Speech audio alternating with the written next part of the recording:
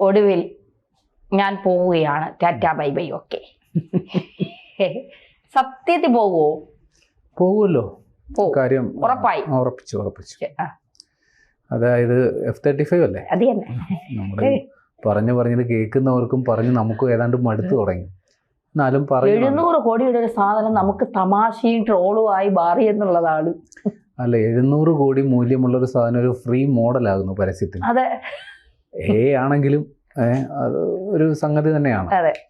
അപ്പോൾ ഇപ്പോൾ ഏതായാലും അറ്റകുറ്റപ്പണിയൊക്കെ പൂർത്തിയായി, അതിൻ്റെ തകരാറുകളൊക്കെ പരിഹരിച്ചു. ഒന്നുകിൽ ഇന്ന് വൈകിട്ട് അല്ലെങ്കിൽ നാളെ ഉറപ്പായിട്ടും ഇവിടുന്ന് പോകും. പറന്നാണെന്നാണ് അറിവ്. പറന്നല്ലെങ്കിൽ ഏതെങ്കിലും വിമാനത്തിൽ വീണ്ടും കയറ്റി വെച്ച് കൊണ്ടുപോകും. പറന്ന് തന്നെ പോകാനാണ് സാധ്യത. കാര്യം എല്ലാ പണിയും പൂർത്തിയാക്കി നമ്മുടെ ഫുൾ ടാങ്ക് പെട്രോൾ അതിൻ്റെ ഇന്ധനം അടിച്ചു കൊടുത്തിട്ടുണ്ട്. അപ്പോൾ പിന്നെ അത് പറന്ന് തന്നെ പോകാനാണ് സാധ്യത. അപ്പോൾ ഇതിൻ്റെ പണിക്കാരായിട്ട് കുറച്ച് പേര് വന്നായിരുന്നല്ലോ. അപ്പോൾ അവരെ കൊണ്ടുപോകാനുള്ള വിമാനവും ഇന്ന് എത്തുമെന്ന് പറയുന്നു. അപ്പോൾ പണിക്കാർ മാത്രമല്ല, പണി സാധനവും കൊണ്ടുപോകുന്നുണ്ട്. ഇനി ഒന്നും ഇവിടെ വെച്ചേക്കുന്നില്ല.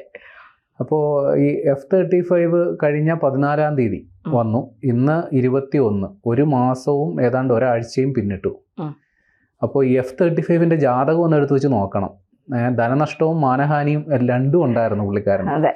കാര്യം മാനഹാനി ഓൾറെഡി വന്നു, ഇനി ധനനഷ്ടം കൂടി വരാൻ പോകുന്നു. കാര്യം ഏതാണ്ട് ലക്ഷക്കണക്കിന് രൂപ, 10 ലക്ഷത്തിന് മേൽ രൂപ എയർപോർട്ടിൽ തിരുവനന്തപുരം വിമാനത്താവളത്തിൽ അടയ്ക്കേണ്ടി വരും. അത് വാങ്ങാൻ നമ്മൾ തയ്യാറാണ്, തരാൻ അവരും തയ്യാറാണെന്നാണ് അറിവ്. 3 പേർക്കാണ് പൈസ കിട്ടുക. ഒന്ന്, ഈ വിമാനം അവിടെ വന്ന് ഇറങ്ങിയതിൻ്റെ വിമാനത്താവളത്തിൻ്റെ വാടക, അത് വിമാനത്താവളത്തിന് കിട്ടും. പിന്നെ ഇതിൻ്റെ ഹാങ്ങർ എന്ന് പറയുന്നത് എയർ ഇന്ത്യയുടേതായിരുന്നു. അതായത് ഈ പണിയാനുള്ള ഷെഡ്, വർക്ക്ഷോപ്പ് കൊടുത്തത് എയർ ഇന്ത്യയാണ്, അവർക്ക് പൈസ കൊടുക്കേണ്ടി വരും. പിന്നെ ഈ വിമാനം ലാൻഡ് ചെയ്തതിനും പാർക്കിംഗ് ഫീസിനുമൊക്കെ അദാനിയാണല്ലോ അവിടെ ഇപ്പോൾ വിമാനത്താവളം നടത്തുന്നത്, അവർക്ക് പൈസ കിട്ടും. ഈ വിമാനത്തിൻ്റെ വലിപ്പം അനുസരിച്ചാണ് ചാർജ് ഈടാക്കുന്നത്. അതനുസരിച്ച് ഏതാണ്ട് 27,000-ൽ താഴെയുള്ള തുകയാണ് ഒരു ദിവസം പാർക്കിംഗ് ഫീസ്. ഇപ്പോൾ ഏതാണ്ട് ഒരു മാസവും ഒരാഴ്ചയും കണക്കാക്കുമ്പോൾ എങ്ങനെയൊക്കെ പോയാലും ഒരു 10 ലക്ഷത്തിനടുത്ത് രൂപ വരും. അപ്പോൾ ലക്ഷക്കണക്കിന് രൂപ നഷ്ടം. അതാണ് ഞാൻ നേരത്തെ പറഞ്ഞ ധനനഷ്ടവും മാനഹാനിയും ഉണ്ടായി. കാര്യം ഏതാണ്ട് ഒരു മാസവും ഒരാഴ്ചയും ഇത്രയും വലിയ സംഭവമായിട്ട് കരുതുന്ന F-35 ഇവിടെ വന്ന് ഇങ്ങനെ തകരാറ് പിടിച്ച് കിടന്നെങ്കിൽ മാനഹാനി ഉറപ്പായിട്ടും ഉണ്ടായിട്ടുണ്ടാവുമല്ലോ. പക്ഷെ വേറൊരു കാര്യം കൂടെ ഇല്ലേ പ്രേമലലേട്ടാ, ഇതിന്റെ മാർക്കറ്റ് വാല്യൂ ഇടിഞ്ഞില്ലേ? ഉണ്ട്. ഇപ്പോൾ ഇത് ഇങ്ങനെ ഈ തിരുവനന്തപുരത്ത് വന്നത് ഏതാണ്ട് ഒരു മാസം ആയല്ലോ. ഇപ്പോൾ ഈ ഒരു മാസത്തിനുള്ളിൽ F-35 ലോകരാജ്യങ്ങളിലെമ്പാടും വലിയ ചർച്ചാ വിഷയമായി. ആദ്യ വെടി പൊട്ടിച്ചത് ഇതിൻ്റെ അമേരിക്ക തന്നെയാണ്. അമേരിക്കൻ മെയ്ഡാണ് ഈ കമ്പനി. അപ്പോൾ അവർ മറ്റേ ഇറാനിൽ ഇസ്രയേൽ ആക്രമണം നടത്തിയപ്പോൾ F-35 ഉപയോഗിച്ചിരുന്നു. അപ്പോൾ അത്ര പോരാ എന്നുള്ളത് അവർക്ക് മനസ്സിലായി. അപ്പോൾ ട്രംപ് അവരുടെ തന്നെ സേനയ്ക്ക് വേണ്ടി വാങ്ങാൻ വെച്ചിരുന്നതിൽ ഒരു പുനഃപരിശോധന വേണമെന്ന തരത്തിൽ നിർദ്ദേശം കൊടുത്തിരുന്നു. അവർ തന്നെ കണക്കാക്കിയപ്പോൾ ഇത് ഒരു ശരാശരി മാർക്ക്, ഒരു ഡിസ്റ്റിങ്ഷൻ മാർക്ക് കിട്ടേണ്ട വിമാനത്തിന് ഫസ്റ്റ് ക്ലാസ് പോലും ഇല്ല എന്നുള്ളതാണ് അവർക്ക് മനസ്സിലായത്. സെക്കൻഡ് ക്ലാസ് ഉണ്ട് കേട്ടോ, സെക്കൻഡ് ക്ലാസ് മാർക്കുണ്ട്, ഫസ്റ്റ് ക്ലാസ് മാർക്ക് പോലും ഇല്ല എന്നുള്ളതാണ് അവരുടെ ഒരു അസസ്മെൻറ്റിൽ മനസ്സിലായത്. അപ്പോൾ ഇതിനെ തുടർന്ന് പല രാജ്യങ്ങളും F-35 വാങ്ങാനായിട്ട് പദ്ധതിയിട്ട പല രാജ്യങ്ങളും അതിൽ നിന്ന് പിന്നോട്ട് പോകുന്നതായിട്ടാണ് ഒടുവിലെ റിപ്പോർട്ട്. ഇതിപ്പോൾ വന്നിരിക്കുന്ന ബ്രിട്ടനിലെ വിമാനമല്ലേ. ഈ ബ്രിട്ടനിൽ പോലും F-35-നെതിരായിട്ടുള്ള റിപ്പോർട്ടുകൾ വന്നു. അവിടുത്തെ പ്രതിരോധ മന്ത്രാലയത്തിൻ്റെ ഓഡിറ്റിംഗ് വിഭാഗം കണ്ടെത്തിയേക്കുന്നത് ഈ F-35 കൊണ്ട് മുന്നോട്ട് പോയാൽ നമ്മുടെ എയർഫോഴ്സ് അത് ഉദ്ദേശിക്കുന്ന ലക്ഷ്യം നേടില്ല എന്നുള്ളതാണ് അവർ മനസ്സിലാക്കിയത്. അതുമാത്രമല്ല, അതിന് ഒരുപാട് കാരണങ്ങൾ അവർ നിരത്തുന്നുണ്ട്. ഇതിന് സമയാസമയത്ത് ഇതിൻ്റെ അറ്റകുറ്റപ്പണി നടക്കുന്നില്ല, ഇതിൻ്റെ സോഫ്റ്റ്വെയർ അപ്ഗ്രഡേഷൻ നടക്കുന്നില്ല, ഇത് റിപ്പയർ ചെയ്യാൻ വേണ്ടി വന്നാൽ അതിന് പര്യാപ്തരായ എഞ്ചിനീയർമാരില്ല. ഏറ്റവും പ്രധാന സംഗതി, ഇത് ഉപയോഗിക്കണമെങ്കിൽ, അതായത് യുദ്ധമുന്നണിയിൽ ഉപയോഗിക്കണമെങ്കിൽ ഇതിന് പറ്റിയ ആയുധങ്ങൾ വേണമല്ലോ. ആ ആയുധങ്ങൾ കിട്ടാനായിട്ട് 2030 വരെ കാത്തിരിക്കണം. ചുരുക്കി പറയാൻ മറ്റേ CID മൂസയിലെ തോക്ക് കൊടുക്കും പക്ഷേ വെടിവെക്കരുത് എന്ന് പറഞ്ഞതുപോലെയുള്ള അവസ്ഥയിലാണ് ബ്രിട്ടൻ. അതുകൊണ്ട് ഈ F-35 മുമ്പോട്ട് പോകണ്ടെന്നുള്ളതാണ് അവർ. ശവസംസ്കാര ചടങ്ങുകൾക്ക് ബ്രിട്ടനിലായിരിക്കും. ഇപ്പം വേറൊരു സംഗതിയും കൂടി വന്നു. സ്വിറ്റ്സർലാൻഡ് അവർ ഈ F-35 വാങ്ങാനായിട്ട് പദ്ധതി ഇട്ടിരുന്നതാണ്. ഇപ്പോൾ അവരത് പുനഃപരിശോധിക്കാനായിട്ട് തീരുമാനിച്ചിട്ടുണ്ട്. അപ്പോൾ ഓരോ രാജ്യങ്ങളിങ്ങനെ രംഗപ്രവേശം ചെയ്തുകൊണ്ടിരിക്കുക. ജർമ്മനി നേരത്തെ തന്നെ സ്വിച്ച് ഇട്ടിരുന്നു. കാര്യം അവർ ഒരു 36 വിമാനങ്ങൾ ഓൾറെഡി വാങ്ങിയിരുന്നു.